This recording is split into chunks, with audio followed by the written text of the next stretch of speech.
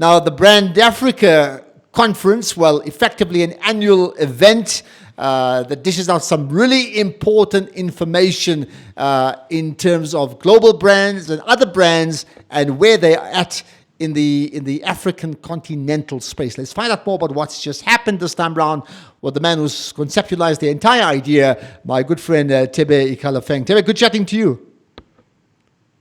Good chatting to you, Ashraf, and good morning. Good morning indeed. Right, so first of all, just give us an overview. Brand Africa, what is it? Well, Brand Africa was established a decade ago, and the purpose really was to mobilize Africans to celebrate excellence that's coming out of this continent. It was about creating a positive image of this continent, driving its competitiveness, as well as celebrating the diversity of this continent. That's what we started. And then we decided a year later to establish Brand Africa 100, Africa's best brands.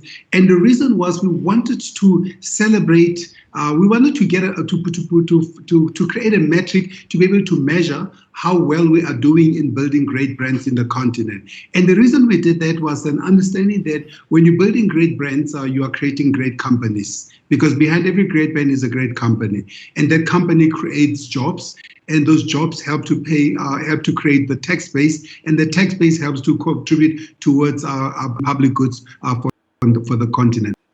That's why we started 10 years ago. Okay, and that metric that you've now created, so in the past, I would have to assume that a certain brand is Africa's most admired brand. Now you're saying with the metric, you can tell me, right?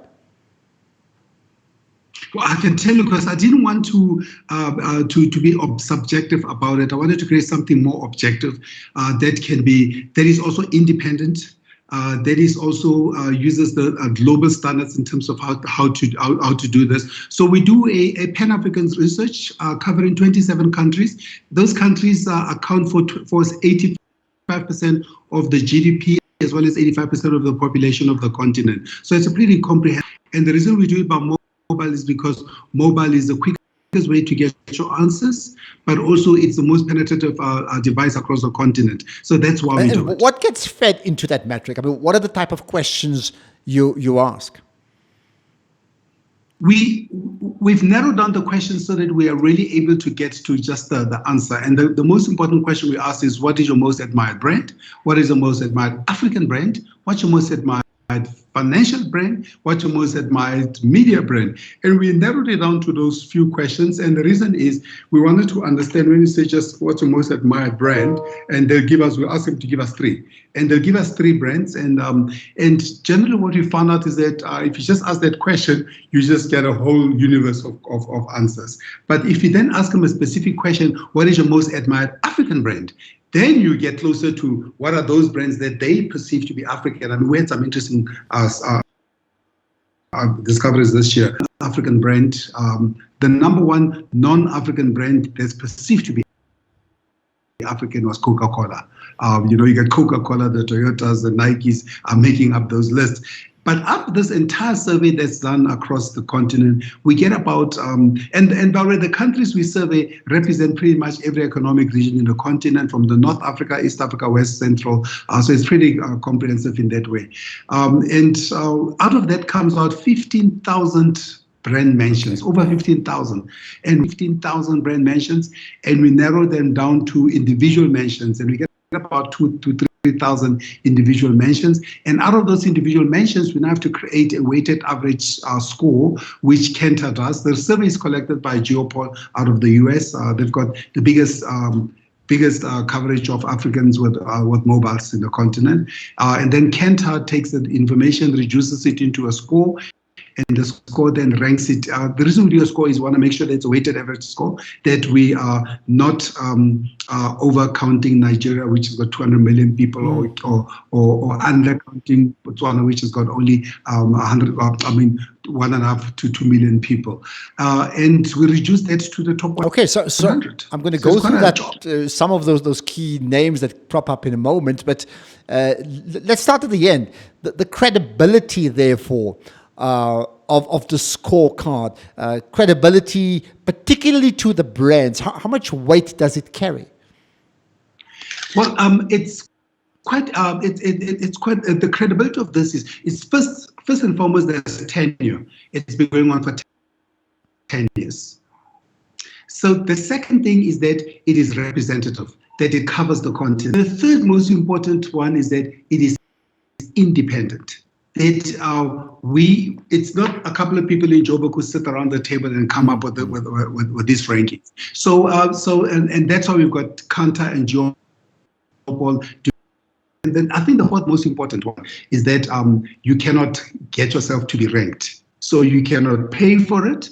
So you cannot influence it. Okay, but so to me, those are the four perhaps most important attributes of what makes this a really good. And when these brands get mentioned in whichever order of priority listing, do these big companies make a hoo-ha about it? So when you say company A is number one, what do they do about those results?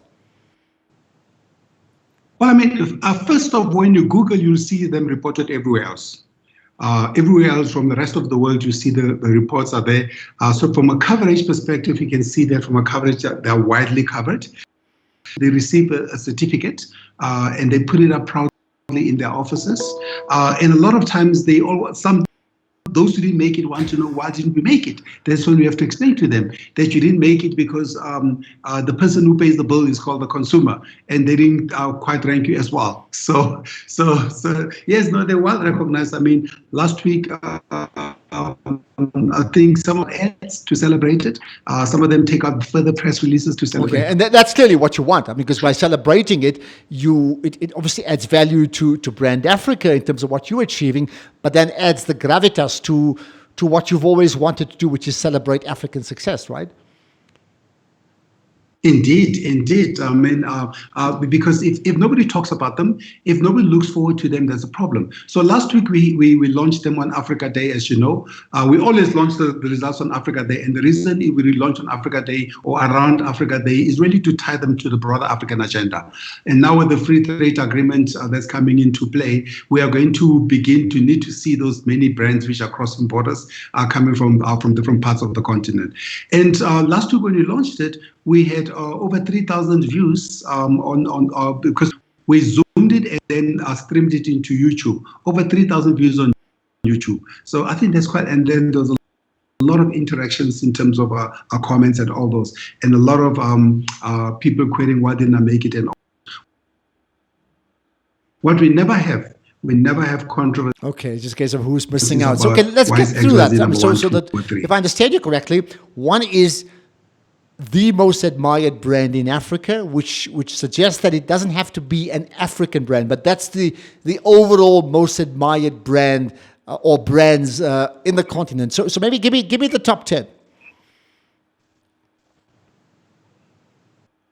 This year you had Nike again as the number one. I'm just gonna open the list so I can get you the list, because Asif, you don't expect me at my age to know all the lists top of my head. I do expect you to remember Nike, considering you were the marketing manager for Nike, certainly on the continent for a long time. I think that's the only reason they're winning, because I was marketing director there for so long. Ashraf, the top 10 on Nike number one again for the third year in a row. I mean, if you think about 10 years ago when we started the rankings, they were number 9, and they've consistently grown, maintained their dominance on the list. And very simple reason, people ask me, I said, very simple reason.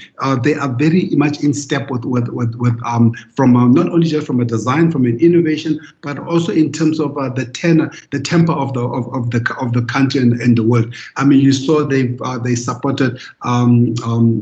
They've supported people like Caster Semenya. They were right there when Eliud Kipchoge broke the sub 2 miles. They were making collaborations with people, Wizkid in Nigeria, and Nigeria's national team. So they are right present in the continent. Adidas, man, if you're not wearing a Nike boot, then you're wearing an Adidas boot if you're in football, and football is a religion in the continent. So Adidas at number 2. Samsung, there's a Samsung in every single country in the continent. I think I've told this story many times of my discussions with the CEO there, and he said and it says, you know what, we understand what Africans need, and we've created brands and products that speak to their specific conditions. Coca-Cola has been in the top 5 for all 10 years of the survey. It's an African brand, for lack of, and Coca-Cola, as I've said, was also top of the list of the brands. When we asked them the question, what is your most admired African brand?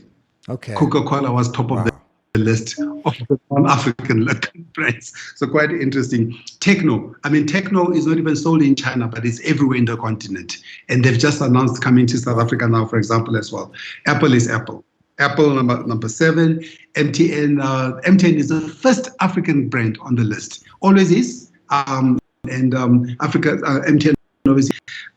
6. And number 8 is Puma. And Puma's always been on the list as well. And then interesting, Gucci. Okay, wow.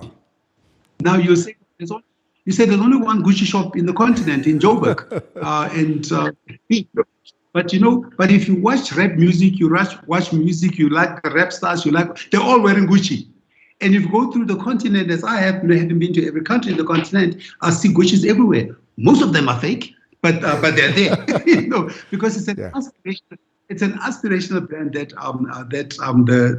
the consumers in the continent would love to get their hands on. And remember, the survey is a preference survey, not a presence survey. So and Gucci's always been on the list, and then Airtel. Airtel is consolidating its position in the continent. Those are the top 10. So interesting. Out of that, I mean, and that last point you made about preference as opposed to presence, it doesn't always mean that these most admired brands translates into sales. It could well be the case, but doesn't always mean that, right?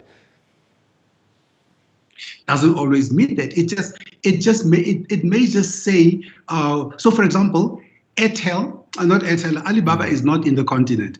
All Alibaba does in the continent, they sponsor an innovation prize out of Kenya and elsewhere.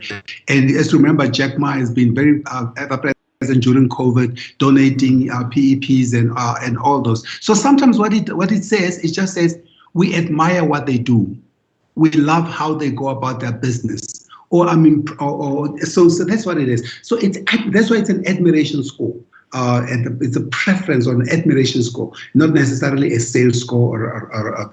So of course, I mean, you'd love it. You'd love preference to lead to sales, but you must first be prepared. Okay, now that's 10 of the 100 most admired brands. You have a separate listing for the most admired African-only brands. I mean, these are made in Africa brands, right? So who are they? The top 10. So when you switch the question to what are the most admired African brands, quite interesting. When you don't prompt you, M10 is the number 1 brand. But when we prompt you and ask you the question, Dangote is the number 1 brand, and M10 is number 2.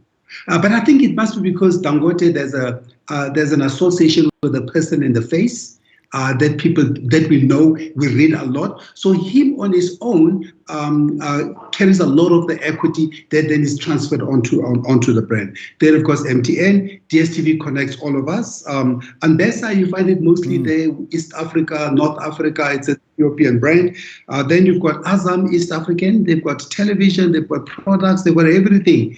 So Azam and Dangote are those industrial brands out of the continent. Glow out of Nigeria, and 1 or 2 other countries that side. Ethiopian Airlines out of interest, but Ethiopian Airlines, remember, is an African airline. Then you've got Vodacom itself. So what we also did, we allowed them to separate the brand. Even though we know Vodacom is now owned by Vodafone, we allowed the response as we got it. And then ShopRite, and then number 10 is Innocent.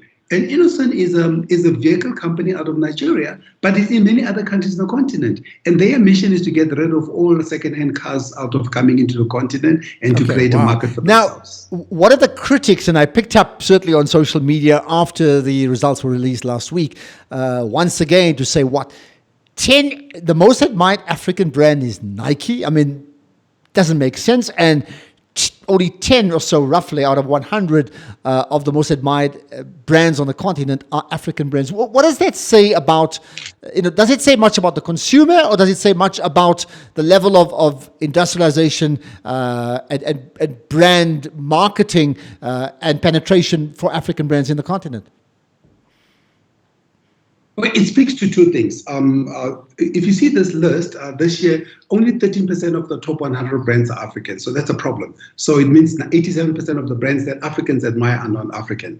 What it speaks to two areas. On the one hand, it speaks to the consumer. It says that the consumer, I'm not sure if they have a poor self-image as Africans. I don't know if that's how to put it, or they have no confidence in African brands. But on the other side, it speaks to the entrepreneur. Do they not have the confidence to create and to challenge brands, or do we not have the resources to do that, or do we not have the experience? So those are the challenges that we face as a country. I just want to end up by talking about Nike once again, because they are the number one most admired brand in Africa.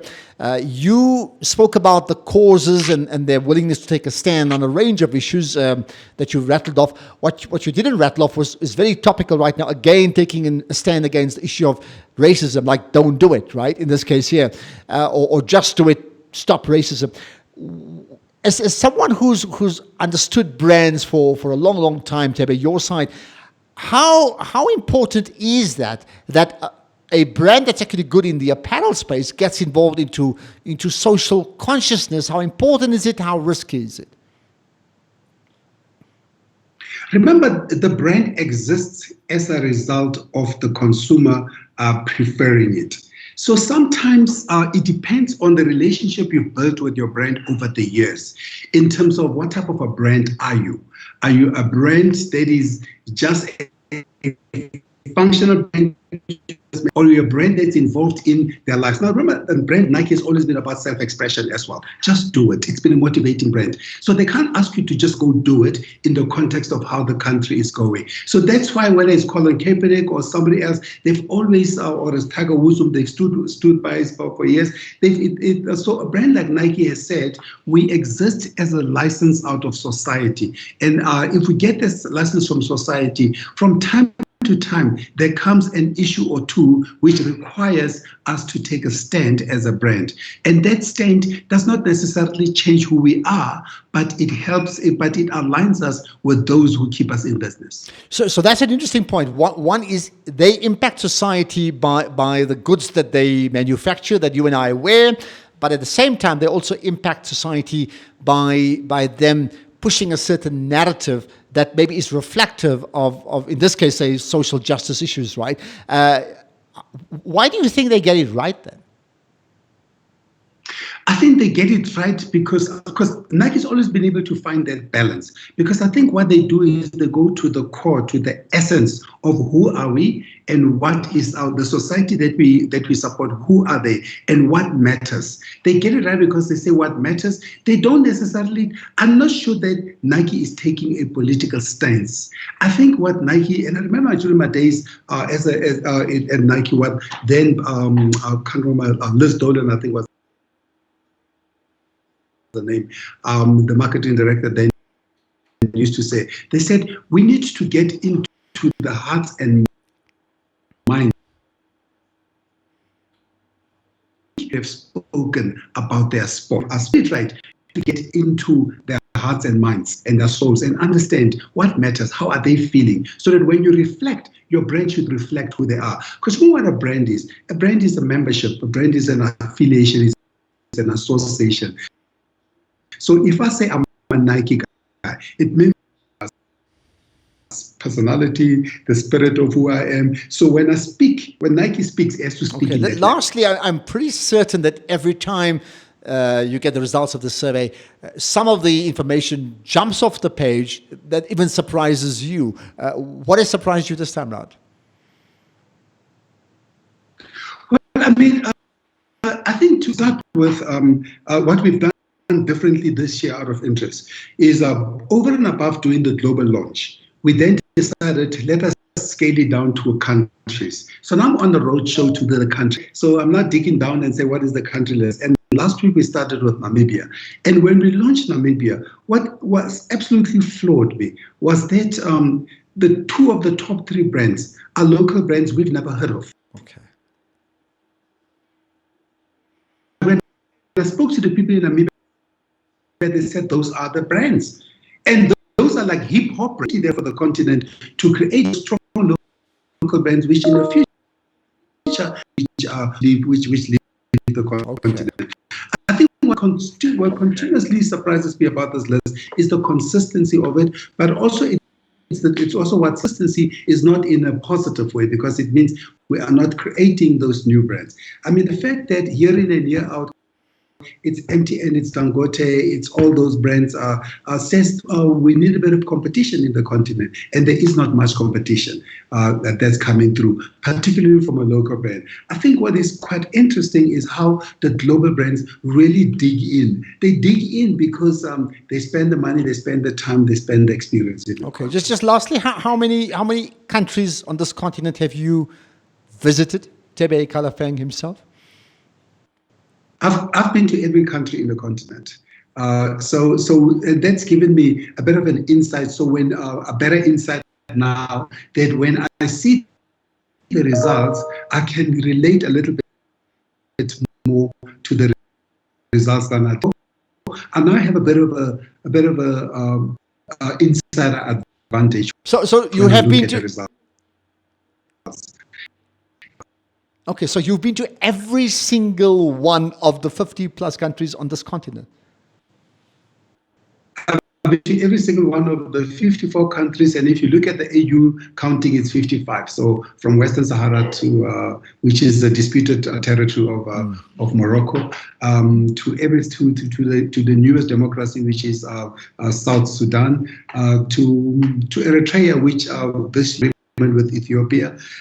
To open up the borders, to make peace since the war of 1991, to Somalia, right in Mogadishu, which was there, I think, a week after the bombs where they wiped out, all the way to Libya, to Tripoli. I was in Tripoli perhaps a month or so, well, maybe a few weeks or a month before all the other airports. I was already arrived into an airport which was bombed in Tripoli. But every single country has surprised me. But every country collectively put together, they show the resilience of the continent, the continent's ability to renew and to be resourceful. And okay. What is our diversity. All right, I'm going to suggest people follow you in particular on Instagram, because that's when you document your stories. That's why I titled you Mr. Africa. But you have a specific hashtag you use, right? Or with regard to African stories. What is that hashtag? Generally when I travel, but I'm also not. So I'm back traveling now. But now I'm traveling on the digital. But you still do Africa. So Thebe travels Africa. Thebe, good chatting to you. Thanks for your time.